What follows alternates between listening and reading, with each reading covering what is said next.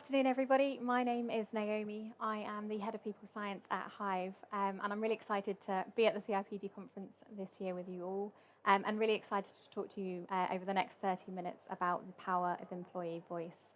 So ironically, in the lead up to my talk today, I actually lost my voice for 4 days, and it really served to reinforce just how frustrating it is when you feel like you can't speak up and feel heard. So it was a really timely reminder, if I ever needed one, of how important voice is. Hopefully I'm not too croaky today, but if I am, please do bear with me. So what I want to cover with you today is taking a look firstly at what employee voice actually is, what does that term mean, and then why does it matter? So what are the benefits for our individual employees when we look to utilise employee voice, but also as an organisation at large, how do we benefit from it as well? Hopefully when we're then all on the same page about why it's such a great thing, we can then look to think about how we can amplify it within our own organisations as well. So I'll talk to you a bit about kind of the leadership behaviour that's really important here, the role of managers that is, and also kind of some of the key takeaways we need to be considering when we're thinking about implementing employee voice channels within our own organisations. So firstly, what is employee voice? Well, employee voice is essentially everything your people share and express with you relating to their opinions, their ideas, their experiences. And it's about people being able to speak up authentically without any fear of negative consequence. Crucially, employee voice isn't just about allowing our people to speak up, though. It's also about giving them genuine opportunities to influence the decisions that we're taking within our organisation. And when we think about employee voice, we really need to consider the intention behind it. So why are our people speaking up? And what value does it offer them? So that intention can be intrinsic. And this is kind of when the act of speaking up in itself serves the purpose. So people just really want to feel heard. It's kind of a fundamental human nature to want to feel like we're able to express ourselves. Or the intention can be instrumental. And this is kind of when people are speaking up because they've got an idea or a change they want to see driving forward within the organisation. And that's the whole purpose that they're speaking up. The value can be individual, so this is when people speak up to benefit themselves personally, or it can be collective as well, so when we speak up because we've got something that would benefit a wider group of people, maybe our team members, our department, or again, the organisation at large. So why does it really matter? Well, firstly, for our people, the research indicates that when they feel heard, they're far more likely to feel engaged in their work, they're more likely to feel effective at their jobs, and they're also more likely to feel comfortable and confident about speaking up and knowing that they'll be heard and sharing their ideas in the future as well. And the research indicates that those who feel heard at work are 5 times more likely to feel empowered to perform their best in their roles. So really the degree to which our people feel heard really relates to how respected and valued they feel. And feeling valued is incredibly important. A recent survey by the American Psychological Association found that when people feel valued at work, it's really linked with higher levels of both physical and mental well-being, higher levels of employee engagement, higher levels of satisfaction, and higher levels of motivation as well. So it's really beneficial for our people on an individual level, but also really crucially beneficial for our organisation as well. So when we get this right, it really helps us with our organisational agility, and it allows us to make more effective decisions as well. So what you're seeing on your screen here is called the iceberg of ignorance, and it's based on some research done in the 80s by Sidney Yoshida. And essentially, the theory behind this is when we're looking to our leaders to provide or make decisions based on what they themselves are able to witness taking place within our organisations, if they're only able to draw on their own experiences, it's really going to limit the effectiveness of the decisions that they're making. If we instead think about utilising employee voice and really getting everyone involved in the conversation and hearing from our people across the organisation about what ideas and feedback and opinions they've got for us, and crucially those people who are kind of working on the ground and they're day in, day out working with our customers and they know what real challenges we're facing, but also what real opportunities are present for us, then it means we have a far better holistic overview of what's going on within the organisation. It therefore makes our decision-making process far more considered and effective as well. And again, this is something that the research has really found and reinforced. So a recent survey by Josh Burson found that organisations that listen to their people and then act on that feedback are over 3 times more likely to innovate effectively and also 6 times more likely to adapt to change. And this makes really logical sense. If you've got a real diversity of thought going on and real diversity of perspectives, you can draw on a whole range of different ideas, and obviously then you've got better abilities to innovate and adapt. Organisations that get this right are also more likely to inspire a sense of belonging in their people. And the belonging has kind of really been found to be a key driver of employee satisfaction. So again, it's really crucial for creating a great employee experience for people to feel able to feel heard. And that then leads to people feeling more engaged in their work, and it means they're more likely to stay with us as well. And again, the research really reinforces this.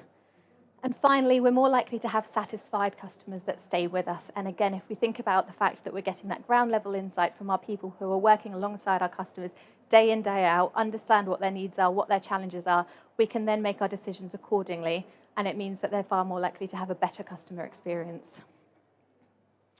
And employee voice has really always mattered. Some might argue now more than ever. But technology and new technology has really allowed us to kind of access employee voice at a scale that we haven't been able to in the past. So we're able to reach a much wider and more dispersed workforce than potentially we could in the past. And when we think about that dispersed workforce, and we know what challenges organisations have faced in the last 18 months in response to COVID, far more people are now working from home than ever before. And it also means then that far more people have less face-to-face interactions with their managers. So potentially that really useful employee voice channel that they once had great access to is no longer there. So we really need to be thinking about how we're continuing to give our people a voice and continuing to allow them to influence decisions that we're making. Competition is kind of the other hot topic at the moment. And we know, you've probably heard of the phrase war for talent, but a lot of organisations are seeing a really competitive market out there for both attracting and retaining talent. And again, if we think about the COVID pandemic, this has really kind of instigated and accelerated fundamental changes in the employment market. Over the last 18 months, we've all had a chance to kind of really stop and reflect and reevaluate what we want from our lives, also what we want from our jobs and our careers, and what we want and what we expect from our employers. So those forward-thinking organisations that are seeing this competition on the horizon and wondering about how to attract the talent from this wider, more dispersed workforce than ever before, but also retaining the talent they've got within their organisation at the moment, are really looking to utilise employee voice to ask at source from people, what do you want from an employer, what do you value, so they can then offer that accordingly and really attract and retain that talent. So it's really crucial. So hopefully we're now all on the same page about how beneficial employee voice is. So how do we amplify it within our own organisations? Well, firstly, we need to be providing people with the opportunity to speak up. So there are a whole host of different channels we can look to utilise to do this. And really the key takeaway here is it's not about finding a channel that allows us to provide top-down communication to our people. It's instead about working out how we can encourage two-way open dialogue with our people. So some of the channels on this screen here you might be well familiar with, but I'll just pull out a few just to demonstrate how useful they are. So line managers are obviously incredibly beneficial when it comes to utilising employee voice, and one-to-ones are a really effective way of kind of creating that scene for people to have an opportunity to provide their feedback and speak up. And during the pandemic, the customers that I've worked with have found that their managers who are checking in more regularly with their people in turn, their people are more likely to speak up when they need support, and they're also more likely to feel comfortable doing that. So it's a really beneficial challenge. We need to make sure that our line managers are doing this well. Surveys are probably another really known, loved and recognised employee voice channel on the screen there.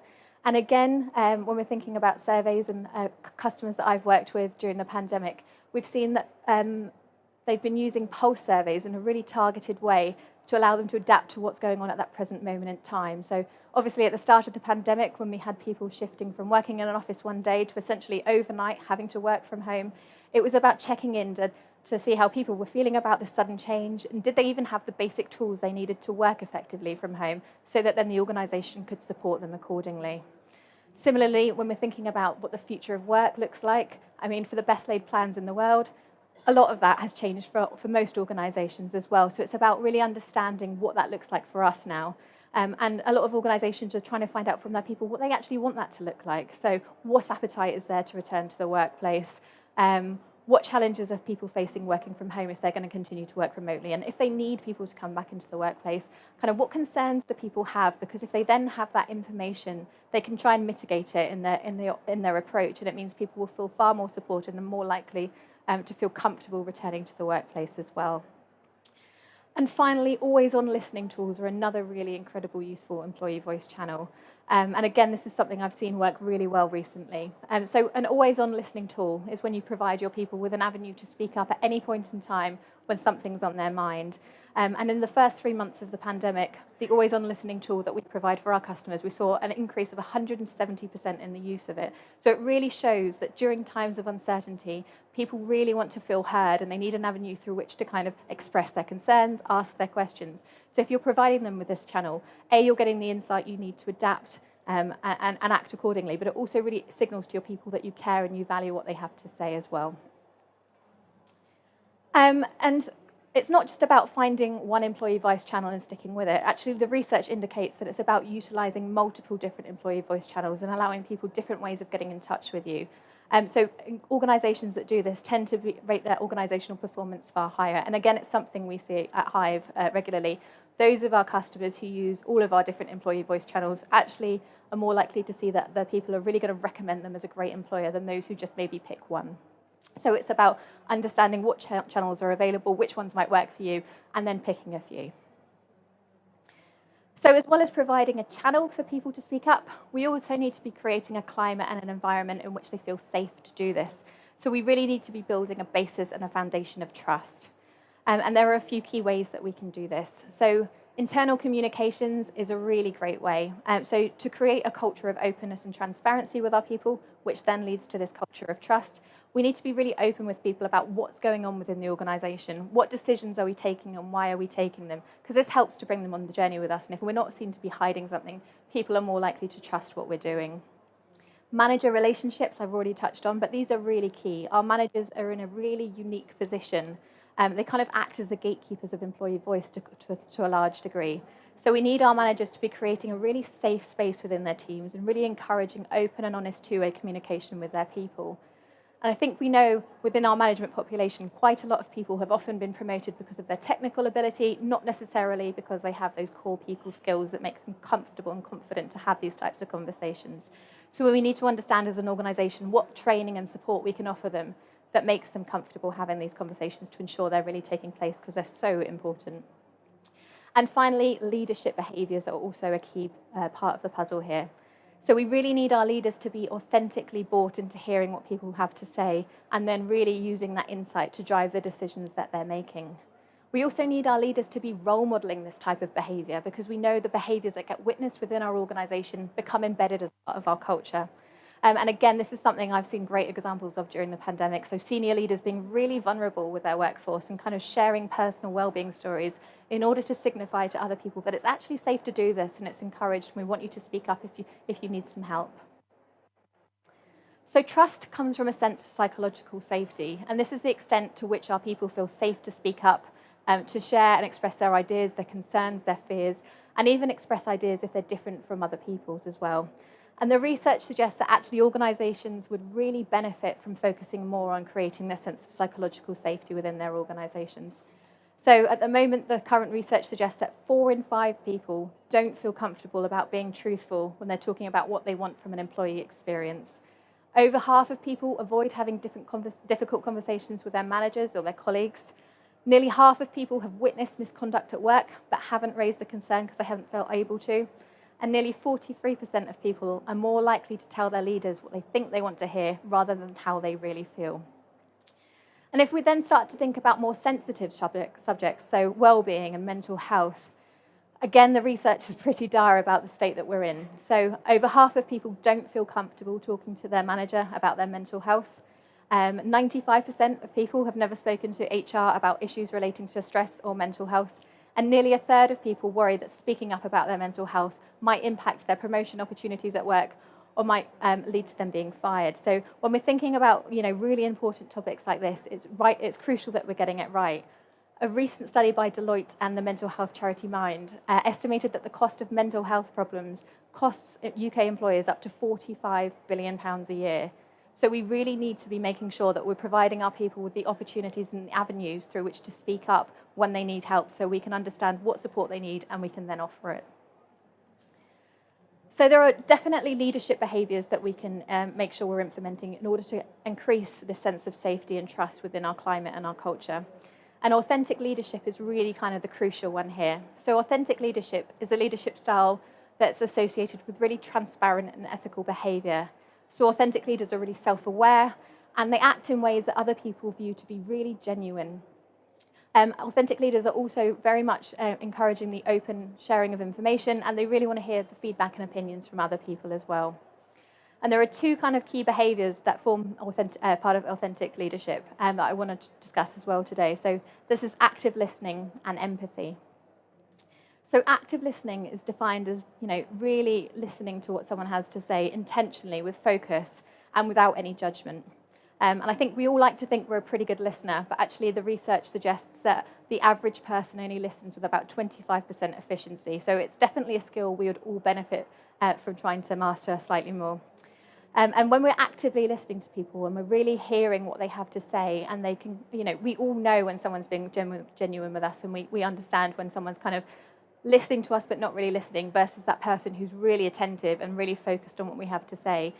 The person that's attentive and really listening is the person that we're more likely to be really truthful with and really open with and provide our honest feedback to. Empathy is the other one I mentioned, and this is about being open to other people's emotions and really trying to see things from their perspective. So it's about putting ourselves in other people's shoes. So again, it's about, when we're practicing empathy, it's about really listening to what someone's saying, so using the active listening skills, and then trying to see what they're saying from their perspective rather than our own, putting our own viewpoint to one side for temporarily, and then crucially trying to take some positive action for the benefit of that person based on what we've heard. So that's how we try and engender a sense of psychological safety and trust through our behaviour.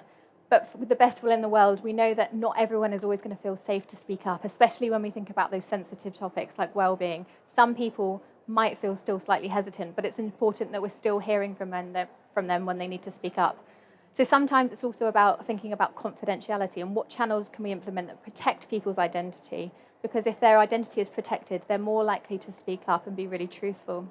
And again, this is something I've seen happen day to day. So we know at Hive, the most visited page on our website is our confidentiality commitment. And this is the promise we make to our customers' employees that says, your feedback will never be linked back to you as an individual. And that really then creates that sense of psychological safety, and people are more likely to be really honest with us. And it's that honesty that's key here, because we know the insight we get back from people is only ever truly valuable if it's a really true, honest reflection of how they're experiencing their life at work with us. So we really need them to feel able to speak up and be honest with us. And then the final piece of the puzzle is about action. So listening is a massive central part of it, but we also need to be seen to act on what we hear. And often this is where a lot of organisations come unstuck, and we see a lack of action apathy developing within their culture. So this is when someone's spoken up in the past and they've shared their feedback with the organisation, and then they failed to see anything happen in response to that. So they then no longer see merit in the process. If they're asked for their feedback again in the future, they're more likely to disengage with the process because nothing happened last time. So it's really important that we're not missing out on valuable insight because people don't trust us to take it seriously. And like I said, the second part of employee voice is letting people influence the decisions that we're taking as an organisation. So closing that feedback loop here is really essential. Often we can't actually act on the feedback we get, but it's about communicating to people that they've been heard, and these are the reasons why we're not taking the action that you've asked for. So just really focusing on closing that feedback loop so people continue to see the merit in the process. And again, the research paints a pretty dismal picture. So 1 in 4 people don't actually speak up at work because they don't believe it's going to lead to action. 40% of people who have spoken up haven't felt it's led to any action. 63% of people feel like their voice has been ignored in some way by their manager or their employer. And 75% of people haven't been heard or felt heard on really important topics at work about, health, safety, benefits, these types of things. So we really need to be doing more to make sure we're closing that feedback loop. Again, one of the things that I see a lot of people struggle with in terms of turning feedback into action is the frequency through which they're collecting their employee voice feedback. And obviously, in the perfect world, we'd like to end up in this place of continuous conversation, continuous two-way dialogue between us and our people. And to some degree, if we're able to support our managers to have those really quality conversations with their people, then we can absolutely achieve this. But if we're then thinking about some of the other channels that we're also utilising, like surveying, for example, if we're surveying more frequently, then we can act based on the insight we get back. then this is likely to people not believing that action's taking place. So we really need to be very thoughtful and strategic about how we're approaching this, understanding what level of information we can cope with at any one time before we turn that into action, before we then ask people for more feedback. So finding the right frequency that suits our organisation, because there isn't really a one-size-fits-all on this. So employee voice is kind of more about the journey than the destination. And finally, we really need to make sure that the employee voice channels that we're utilising are accessible to everybody. So quite often, people who work in the office have far more face time with their managers than maybe their colleagues who are working remotely from home, or their colleagues who are in operational roles or working on the front line. And so if people have got more face time with their managers, it's likely that their voices will be heard more regularly, and then it's possible that their voices will influence change more than other people. So it's about understanding what channels we're utilising and making sure they're accessible to everybody, really thinking about what barriers might be in place. And if there are barriers for some people and not others, what other channels can we provide so everyone's got an equal chance to be heard and an equal chance to influence the decisions that we're making. And when we get this right, it can become self-regulating. So when we're able to create that really trusting, open and honest environment, and people really feel safe to speak up when they have something to say, this then leads to a better employee experience because people feel really valued and really respected. And this in turn, like we saw earlier, then leads to them becoming more engaged and more motivated in the work that they're doing and more confident in their roles. And that in turn then really reinforces to our people about the benefits of speaking up because they know it then leads to some tangible action that benefits them. And also if our people are then feeling more engaged, they're more likely to want to share their innovative ideas with us because they really want to drive the organisation forward. So it becomes this really wonderful self-regulating cycle. So as a bit of a summary on what we've covered today, employee voice is incredibly important, but also incredibly useful. And it really covers everything our people express at work that relates to themselves, others people within the organisation, their ideas, their thoughts, their concerns. And crucially, it's about them having that ability to influence the decisions that we're making across the organisation. And it really matters, and it's a central part of our culture, whether we get it right or whether we get it wrong. It's really going to have a huge impact on our employee experience, which in turn is then going to have a massive impact on our organisational performance as well, and how satisfied our customers are. So how do we get it right? Well, firstly, we really need to be focusing on creating that safe space and nurturing that honest and open culture where people feel able and safe to speak up. We also need to be giving people plenty of opportunities to speak up as well. So not just finding one channel and sticking with it, but trying lots of different things in order to encourage people to speak up as much as they can. And we need to be making sure that it's equal and fair for everyone. So identifying any barriers that might be in place for some people and making sure they also are able to feel heard and feel able to influence decisions. And then finally, we really need to be focusing on that, closing that feedback loop. So demonstrating to people that they've been heard, thanking them for taking the time to share their feedback with us and telling them how that's leading to change. And when we get it right, like we saw, it can become self-regulating and it can be a really beneficial thing for our people on an individual level, but also for us as an organisation as a whole. So hopefully that's given you a really good overview of employee voice today. I will be hanging around a little bit after now. If any of you want to kind of grab me and talk about employee voice anymore, I'd be absolutely thrilled to do that. All my colleagues and I are on stand J10, so do please come and talk to us about anything employee voice related, employee experience related. It's what we all love. We're really passionate about it. So do come and seek us out. We also have the world's best barista on our stand. So if you fancy an afternoon coffee and a chat, you know where we are. And there's one of my lovely colleagues at the back as well. So if you kind of want to join our mailing list to hear some more, they'll happily scan your badges as well. But thanks very much for your time this afternoon. It was really lovely to chat with you all.